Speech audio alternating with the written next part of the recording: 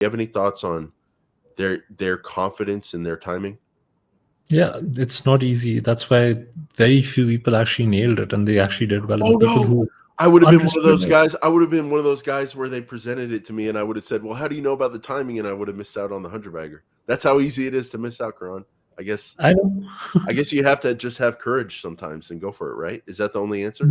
The thing that I've kind of seen with like these huge winners is that people will not believe you, and the person who's in it will be like, "Why is it not obvious to everyone? Why is everyone not seeing what I'm seeing?" And I'm sure you understand this Oh, more than hold on, anyone hold else on. this Let year. me get my back ready. You can go ahead and pat my back. Let's all pat my back. But I think I prefer the mug with the plate. I think that picture is a little nicer. Yeah, yeah, You know what I'm talking about? Yeah. yeah. um, Karan, but that's what I not feel everyone gets yeah. this. I feel what you're saying about like Carvana or even Reysas, like when Monish, taught the world about Reysas. For me, it clicked, and for me, like I still remember where I was in my house. Like I let the dogs out, then walk back in and continue washing dishes, listening to his Q&A, and I was like, wait a second, 900, 800, 900 billion dollars of value, $120 million market cap still.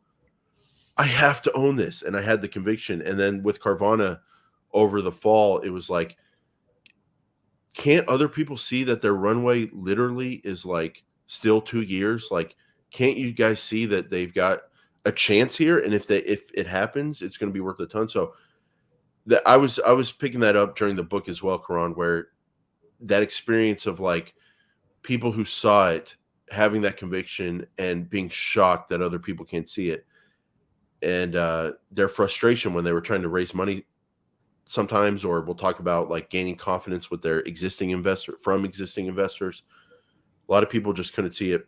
Yeah. And then for the final genius part, this was your and I's like number one takeaway. We were talking before the show, the George Soros, and that's going to be Go our for it. next book, motivated by this story. Go for the jugular. That's one of George Soros's lessons. How many times can we say Soros in his book, Soros on Soros? Go for the jugular when you have a big bet. So why don't you explain that, Karan? What does that mean to you? Go for the jugular. Swing when you can actually see the pitch coming, and it's like a Like perfect a bet. 5, like, so instead of a 3% bet, a 5% bet, maybe 10. Let's see.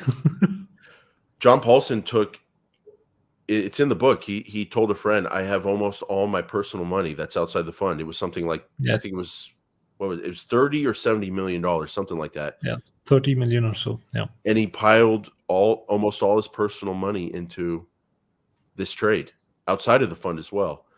Yeah. And so that's going for the jugular. Like, and Munger and Buffett talk about this too. Like, great ideas are very rare, so you have to go for it. Look at True. Buffett's portfolio today. And it's Apple. like 45% Apple. And then if you take out Ted and Todd's share, it's even higher. Very true. And then I wrote in all caps. That's what I'm big on lately, Karan. All caps. Pure conviction. I really Listen, related. I already know what it's like to have 40% of my net worth in one stock. Okay. You got to do it now. I've gone through it. I'm done. Don't make me I'm sweat, okay. Karan. I'm dealing with figuring out how to handle all this because We have to talk about the genius of Jason at some point. Hey, let's today's not going too hot, so we'll table the compliments. I'm not for even now. looking at the market. It's all about book club today. Yeah. That's right. So, but I Let's wrote talk about what's on the other side. one more thing about pure conviction. Sure. Every time someone told John Paulson was wrong, every time one of his own people told him, hey, we should hedge our bets a little, sell a little bit, lock in a gain. Hey, we should only bet against the most risky stuff, not all of it. Every single time someone tried to slow him down, he would not entertain it. And he said no. And he just kept going.